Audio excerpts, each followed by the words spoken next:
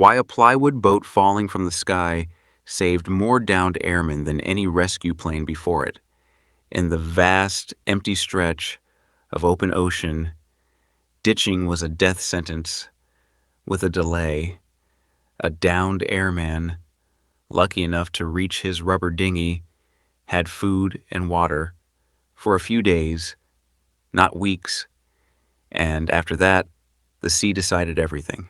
Sometimes toward a friendly coast, more often toward enemy shores, or nowhere at all. By 1943, the numbers were staggering. Airmen who survived being shot down were vanishing anyway, not to enemy fire, but to exposure, thirst, and gray, endless water. The doctrine offered little comfort: ditch, inflate the dinghy, and hope. This is the story of the airborne lifeboat, the Plywood self-righting vessel that fell from the sky on parachutes, and the one change that turned an open ocean ditching from a probable death sentence into a fighting chance. The idea began with a yacht designer, not a general. Uffa Fox, one of Britain's most celebrated small boat builders, had spent years designing racing hulls that could survive brutal seas. In 1943, the Royal Air Force asked him to solve a different problem. How do you get a real boat, not a rubber raft, to a stricken aircrew hundreds of miles from land? Fox's answer was a 32-foot wooden hull carried slung beneath a Vickers Warwick bomber, dropped by parachute so it hit the water bow first and settled upright. It worked, but it was fragile. In rough seas, the hull could crack apart on impact, and more than once a Fox lifeboat shattered before survivors ever reached it. Across the Atlantic, Andrew Higgins was watching. Higgins had already changed the war once. His landing craft carried Allied troops onto the beaches of Normandy and across the Pacific.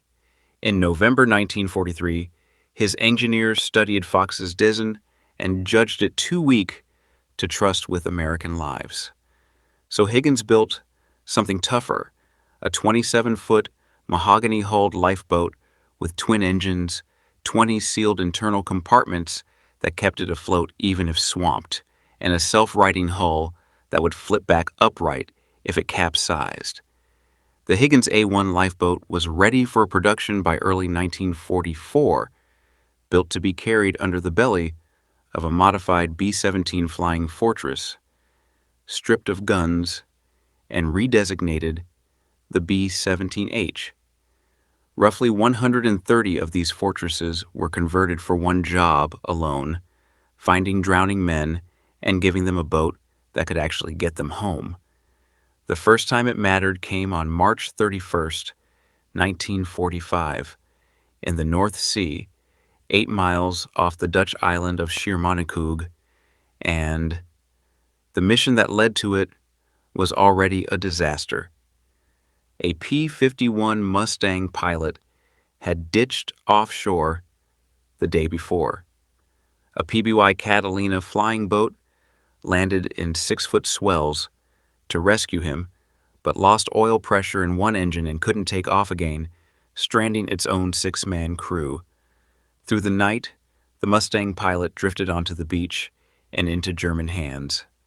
At dawn, a Vickers Warwick dropped a Fox lifeboat to the stranded Catalina crew, but it broke apart on impact and further damaged the sinking flying boat. The 6 airmen abandoned ship into their own rubber dinghies, lashed together as a storm built around them. Then a modified B-17H thundered in through a 35-mile-an-hour wind and freezing spray, dropped to 1,200 feet, and released Higgins' lifeboat number 25. It came down almost exactly on target, landing barely 100 feet from the men. One of its rocket-fired tether lines snaked out and snagged perfectly across their rafts. North Sea storm of 1945 for 3 straight days, until rescue launches finally reached them on April 4th. The lifeboat that saved them couldn't be towed home. It was sunk by gunfire, so it wouldn't drift into enemy hands, its job already done. Word of the rescue spread fast, and the mission moved to the other side of the world, where the ocean was bigger and the stakes were higher. In the Pacific, B-17H Dumbo aircraft carrying A-1 lifeboats flew standing patrols along the routes B-29 superfortresses used to bomb Japan, positioned specifically to catch bomber crews who went down over open water on the long haul home. It was unglamorous, thankless flying, hours of scanning empty ocean for a speck of yellow dye or a flare, but it changed the arithmetic of a ditching completely. A crew that hit the water no longer had to survive on rations and hope. They had a motorized, self-righting boat capable of running for miles under its own power, stocked with enough food, water, and clothing to keep 12 men alive for 20 days. The airborne lifeboat never made headlines the way a fighter ace or a submarine captain did. It didn't sink enemy ships or shoot down aircraft. Its only job was pulling exhausted, freezing men out of the sea and giving them a real chance to make it home. And it kept doing that job for years after the war ended, through the Korean conflict, until helicopters finally took over the role in the 1950s. Before Uffa Fox and Andrew Higgins, a ditched airman's survival was a matter of current and luck. After them, it was a matter of how fast a flying fortress could reach him. That is the whole story of this one change. Not a faster boat, not a stronger engine, just the difference between drifting and driving. And for the men who lived because of it, that difference was everything.